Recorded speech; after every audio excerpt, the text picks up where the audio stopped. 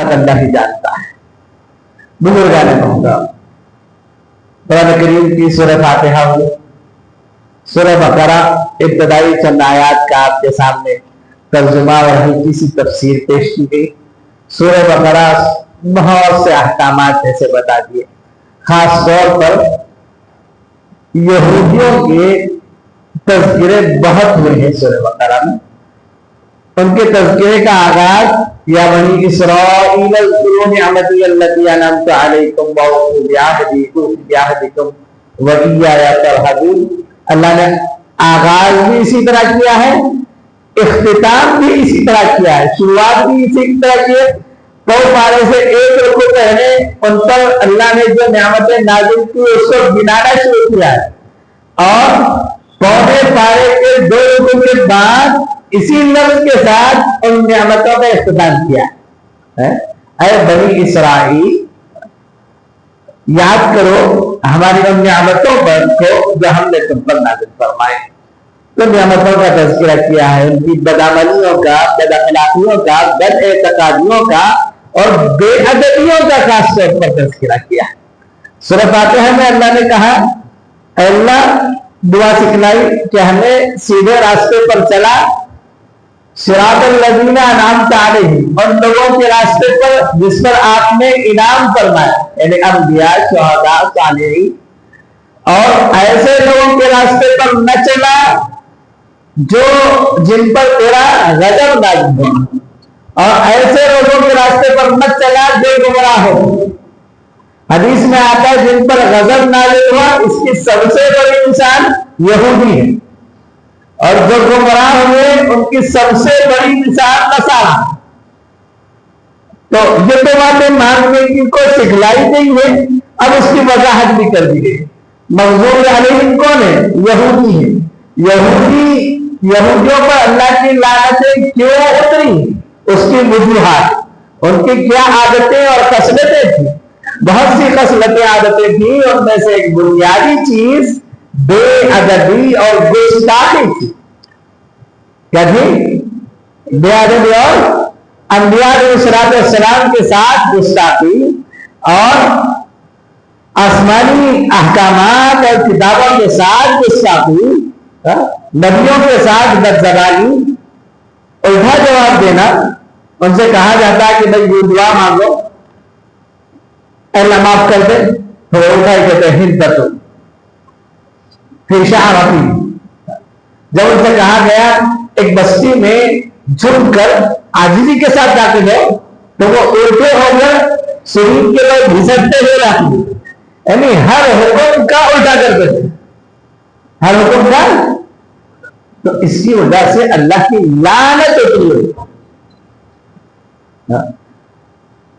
چھٹے پارے میں اور تفصیل مختصر اختصار کے ساتھ اللہ تعالیٰ نے ان کی پوری بد اخلاقیاں ذکر کیا۔ پھر ما نقضهم میثاقهم وکفرهم بآیات اللہ وقتلهم الانبیاء بغیر حق وقولهم قلوبنا غلف بل طبع اللہ علیہا بکفرهم فلا یؤمنون الا قلیلا وبکفرهم وقولهم علی مریم بہتانا عظیما۔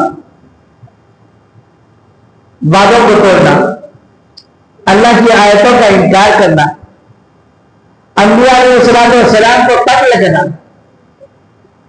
اور کہنا کہ بھئی ہمارے دل تو بس غلاف میں ہے، ہمیں یہودیت کے علاوہ کوئی بات سنی نہیں جاتی، ہم سے کہا گیا کہ مت سنو، وہ غلط ہے۔ جو دین کی بات ہے، جو اللہ نے نازل کی، جو کتابیں ہیں، جو انبیاء بھیجے، جس زمانے میں جس نبی کو بھیجا گیا اس پر ایمان لانے کی تاکید کی گئی۔ اللہ تعالیٰ فرماتے ہیں ان کے دل غلاف میں نہیں ہے، اللہ نے ان کے دلوں پر مہر لگا دی، ٹھپا لگا دیا، اب وہ قبول نہیں کریں گے۔ کیوں ٹھپا لگا دیا؟ بکفرہم، ان کی اس حدمی، نافرمانی، انکار، عناد کی وجہ سے۔ تو سورہ بقرہ میں یہودیوں کے ان اعمال کا تذکرہ، اس کے علاوہ بہت سارے احکامات اللہ تعالیٰ نے ذکر کیے ہیں۔ اس کے بعد کا سورہ ہے سورہ آل عمران۔ سورہ آل کے معنی آتے ہیں بیوی، آل عمران، عمران کی بیوی۔ اس میں اللہ تعالیٰ نے حضرت عیسیٰ علیہ السلام کی پیدائش کا تفصیلی تذکرہ کیا ہے، اور پھر عیسائیوں کے اخلاق اور اعمال بیان کیے. سورہ بقرہ میں یہودیوں کے اور سورہ آل عمران میں عیسائیوں کے. یہ مغضوب علیہم ہے وہ والضالین ہیں. ان کے اخلاق بھی بیان کیے, ان کے اخلاق بھی بیان کیے. تو دوسری بڑی سورت ہے قرآن کریم کی سورہ آل عمران. قرآن کریم میں احادیث مبارکہ میں نبی پاک صلی اللہ علیہ وسلم نے دونوں کی فضیلتیں اکثر ملا کر بیان کی. فرمایا زہراوین, فرمایا ان دونوں صورتوں کو, دونوں روشن صورتیں ہیں, ہدایت والی صورتیں, اس کو یاد کرو, پڑھا کرو. تو یہ تو بڑی عالیشان عظیم الشان صورت ہے قرآن کریم. اب اس صورت کا نام سورہ آل عمران ہے. آل عمران کے معنی عمران کی بیوی. عمران کون ہے؟ ایک عام آدمی. عمران کون ہے؟ ایک عام آدمی ہے. ان کی بیوی نے اچھی نیت کی تو اللہ تعالیٰ نے ان کے نام پر قرآن کریم کی صورت رکھی اور اللہ نے ان کی نسل میں برکت دی. اللہ نے ان کو رہتی دنیا تک نامدار بنا دیا اور دنیا کے لیے مثال بنا دیا. حضرت عمران کی بیوی نے منت مانگی تھی. کیا منت مانگی تھی؟ انی نذرت لک ما فی بطنی محررا فتقبل منی انک انت السمیع العلیم. اللہ آپ نے مجھے امید سے رکھا ہے, نہیں جانتی کہ میرے اندر کیا ہے, لڑکا ہے کہ لڑکی. جو پیدا ہوگا اللہ تیری عبادت کے لیے وقف کر دو. کیا نیت مانگی؟ اللہ میری جو اولاد ہوگی وہ میں آپ کے لیے وقف کر دوں گی. انی نظر تو لگا معافی بطنی محررا, آزاد کر دوں. اپنی کوئی ذمہ داری نہیں رکھوں گی, گھر کی کوئی ذمہ داری نہیں رکھوں گی. اس کا ایک ہی کام ہے کہ تیری عبادت کرے, تیری گھر کی رکھوالی کرے. یہ نیت نبی پاک صلی اللہ علیہ وسلم نے اسی لیے فرمایا نیت المؤمن خیر من عمل. ایمان والے کی نیت عمل سے بہتر. پہلے نیت ہوتی ہے پھر عمل وجود میں آتا ہے. نبی پاک صلی اللہ علیہ وسلم نے فرمایا انما الاعمال بالنیات, اعمال کا دار و مدار نیتوں پر ہے. ایک اچھے سے اچھا عمل غلط نیت کی وجہ سے نافرمانی کا سبب بن جاتا ہے. ایک بظاہر دیکھنے میں عام اور سادہ سا عمل نیت کی عمدگی کی وجہ سے بہترین عبادت بن جاتا ہے. تو اس عورت نے کس اخلاص سے, کس خلوص سے اللہ سے دعا کی تھی. اللہ نے قرآن میں تذکرہ ہی نہیں کیا, ان کے نام پر پوری سورت اتاری. تو کیا کہا, اللہ جو پیدا ہوگا میں آپ کے لیے آزاد کر دوں گی, وقف کر دوں گی. اللہ نے جب پیدا ہوئی تو دیکھا کہ بھائی لڑکا نہیں لڑکی. کیا ہے؟ لڑکا نہیں ہے لڑکی ہے. تو دل میں افسوس ہوا. لڑکا اور لڑکی میں فرق ہوتا ہے نا, عام ہے صرف کے اعتبار سے, جنس کے اعتبار سے. مرد جن کاموں کو, جن مشقتوں کو اللہ کے راستے میں جو مجاہدے برداشت کر سکتا ہے, لڑکی بظاہر نہیں برداشت کرتی. اگرچہ کہ بہت سی جگہ عورتیں فضیلت نہیں جاتی, لیکن عمومی اعتبار سے, صرف کے اعتبار سے, جسمانی ساخت کے اعتبار سے لڑکیاں نازک ہوتی. جب پیدا ہوئی تو افسوس ہوا. فلما وضعتها قالت رب انی وضعتها انثى. جب پیدا ہوئی تو افسوس سے کہنے لگی اے اللہ بیٹی پیدا ہوئی ہے, میں چاہتی تھی کہ بیٹا پیدا ہو اور تیرے راستے میں خوب عبادت کرے. اللہ تعالیٰ فرماتے ہیں واللہ اعلم بما وضعت. اللہ کو معلوم ہے کیا پیدا ہوئی, اللہ جانتا ہے کیا پیدا ہوئی. لیس الذکر کالانثی, دنیا کا کوئی مرد اس عورت کی طرح نہیں ہو سکتا. کون ہے وہ عورت؟ حضرت مریم علیہ السلام ہے. کون ہے؟ حضرت مریم علیہ السلام ہے. اللہ تعالیٰ نے ساری کائنات کی عورتوں پر 5 عورتوں کو فضیلت دی. کتنی عورتوں کو؟ 5 عورتوں کو ساری کائنات ساری مخلوق کی عورتوں پر فضیلت دی ہے، جس میں سر فہرست ہے حضرت مریم علیہ السلام، اور ایک ہے فرعون کی بیوی حضرت آسیہ، اور ازواج مطہرات میں 3 ہیں، حضرت 2 ہیں، حضرت خدیجہ اور حضرت عائشہ رضی اللہ تعالی عنہما، اور حضرت فاطمہ الزہرا رضی اللہ تعالی عنہ۔ یہ 5 عورتیں ہیں، اللہ تعالیٰ نے پوری کائنات کی عورتوں پر ان 5 کو فضیلت دی۔ ان میں آپس میں کون سب سے بڑی ہے یہ اپنی جگہ الگ بات ہے، ہر ایک کی الگ الگ فضیلت ہے، لیکن ان 5 کو سب پر فضیلت حاصل۔ تو ایک ماں کی حسن نیت نے بچی کو کس مقام پر لا کر کھڑا کیا، اور پھر اللہ تعالیٰ نے ان کے ساتھ کیا معاملہ کیا، بغیر شوہر کے اولاد عطا کی۔ حضرت عیسیٰ علیہ السلام خاتم الانبیاء ہے بنی اسرائیل کی جو نبوت کا سلسلہ ہے اس کے سب سے آخری اور العظم پیغمبر۔ یہ کس کا نتیجہ ہے؟ ماں کی حسن نیت کا۔ ماں باپ اپنے اولاد کو بنانا چاہیں، نیتیں اچھی کریں، اللہ سنوار دیتے۔ ایک گھر میں میاں بیوی کے درمیان بہت تکرار ہو رہی، اب پڑوسیوں نے آ کر صلاح صفائی کری کہ کیا جھگڑا کیوں، کس بات پر؟ تو شوہر کہنے لگا کہ میں چاہتا ہوں کہ اپنے بیٹے کو انجینئر بناؤں۔ ماں نے کہا کہ میں چاہتی ہوں کہ میرا بیٹا ڈاکٹر بنے۔ اس بنیاد پر تکرار ہے۔ کہا اچھا بچہ کہاں ہے؟ کہا ابھی پیدا نہیں ہوا۔ بچہ کہاں ہے؟ ہم چاہتے کہ ہمارے بچے کیا ہے، پیسے چھاپنے والی مشین بن جائے۔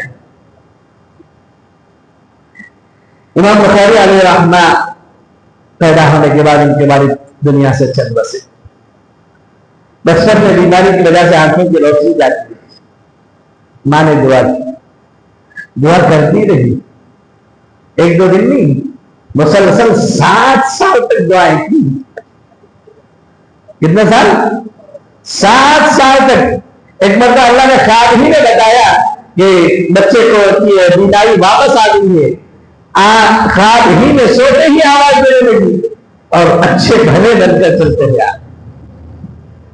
مائیں ایسی ہوتی ہیں، ماؤں کی نیتیں تربیتیں ایسے۔ پھر اللہ نے کیا بنایا؟ امام بخاری بنایا، جس کا ٹکر کا کوئی نہیں ہے حدیث کے مقام میں، فن حدیث میں امام بخاری جیسا کوئی۔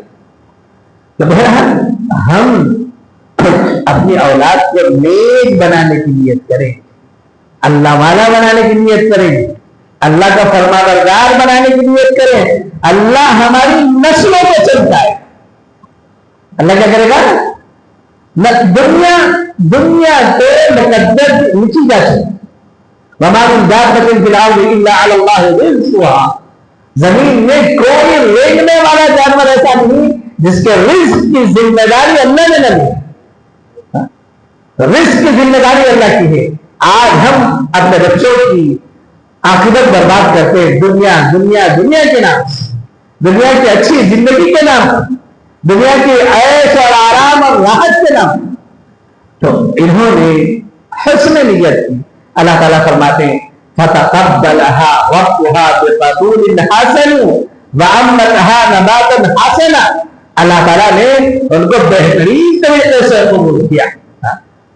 چیز کی ویلیو نہیں ہوتی، عمل کی ویلیو نہیں ہوتی، ویلیو ہوتی ہے اور قدر ہوتی ہے، اس کا وزن بڑھتا ہے نیت سے۔ نیت کیسی؟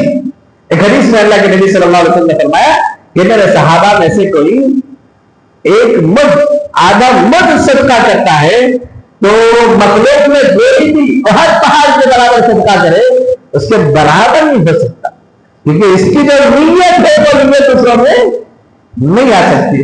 حسن نیت کے ساتھ آدمی ایک کھجور سے صدقہ کرتا ہے، اللہ تعالیٰ اس کو اپنے دستے قدرت میں لیتے ہیں، اس کو بڑھاتے ہیں، اس کے ثواب کو بڑھاتے ہیں اور وہ ہر پہاڑ کے برابر کرتے ہیں۔ نیت ہے نیت جتنی پاکیزہ ہوگی، جتنی عمدہ ہوگی، اس کے نتائج اس طرح سے نکلیں گے۔